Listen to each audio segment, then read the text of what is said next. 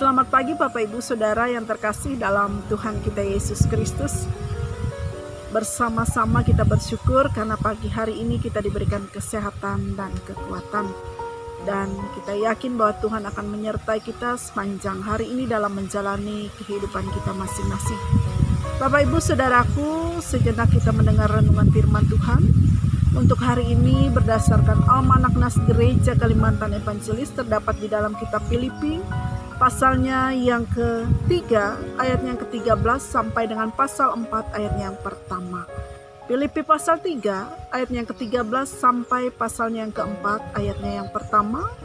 Dan saya akan bacakan ayatnya yang ke-13 untuk kita yang berbunyi demikian. Saudara-saudara, aku sendiri tidak menganggap bahwa aku telah menangkapnya. Tetapi ini yang kulakukan, aku melupakan apa yang telah di belakangku dan mengarahkan diri kepada apa yang di hadapanku. Lupakan masa lalu, tapi jangan lupakan Tuhan. Bapak Ibu Saudaraku yang terkasih, dalam kehidupan kita tentunya ada hal yang selalu kita ingat-ingat. Entah itu hal yang menyenangkan atau hal yang tidak menyenangkan dalam kehidupan kita.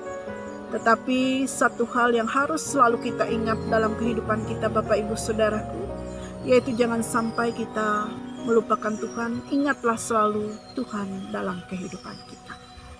Bapak Ibu Saudaraku yang terkasih, seringkali dalam kita menjalani kehidupan kita, bahkan mungkin kita menjumpai ada orang yang dengan mudahnya melupakan Tuhan dalam kehidupannya ketika ia merasakan keberhasilan, kebahagiaan.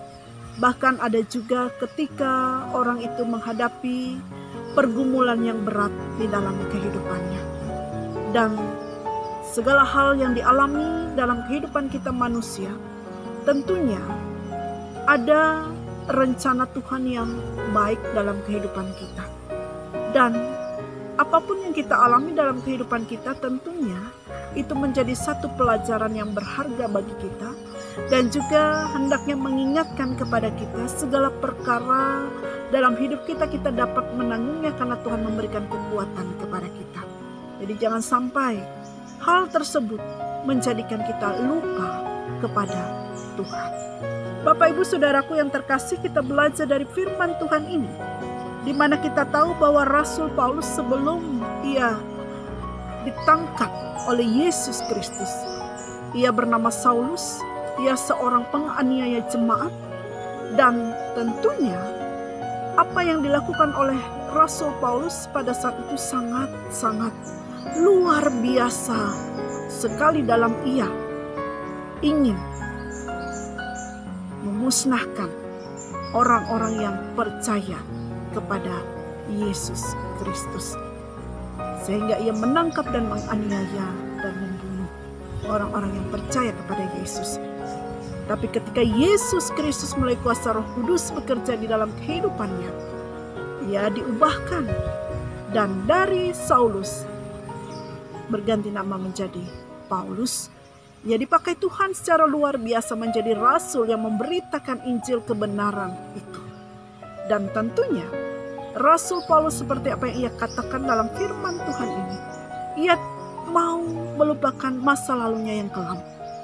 Dan ia menjadikan itu satu pelajaran yang berharga baginya, di mana ia sekarang fokus ke depan kepada hal yang lebih mulia dan fokus melayani Tuhan.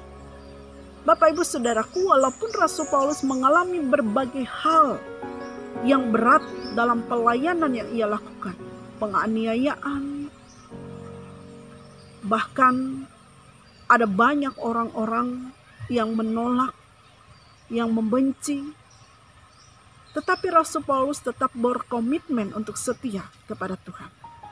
Ia tidak mau ingat lagi, bahkan ia tidak mau kembali lagi kepada pengalaman kehidupannya di masa lalu yang kelam.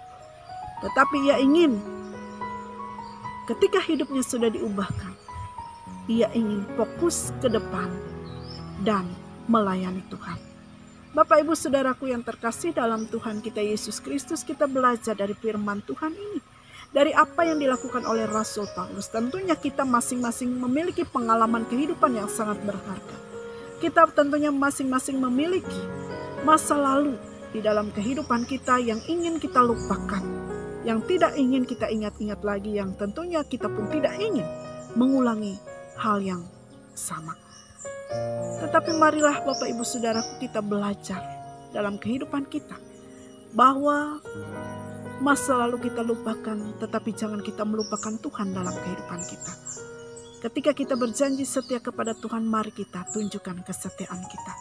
Ketika kita berjanji berkomitmen mau patuh kepada Tuhan, mari kita tunjukkan kepatuhan kita kepada Tuhan. Dan tentunya mari kita fokus ke depan, bahwa Tuhan sudah merancang masa depan yang indah bagi kehidupan kita ke depan. Masa lalu yang kelam, masa lalu yang pahit, masa lalu yang tidak baik, itu menjadi pelajaran berharga bagi kita untuk menjadikan diri kita ke depannya lebih baik lagi, lebih sempurna lagi, lebih memuliakan Tuhan lagi, dan lebih mencintai Tuhan lagi dalam kehidupan kita. Mari Bapak Ibu Saudaraku, bersama-sama kita dalam kita menjalani kehidupan kita, kita fokus ke depan, fokus ke tujuan kita untuk memuliakan Tuhan. Tuhan akan memampukan kita, Tuhan akan menguatkan kita. Amin.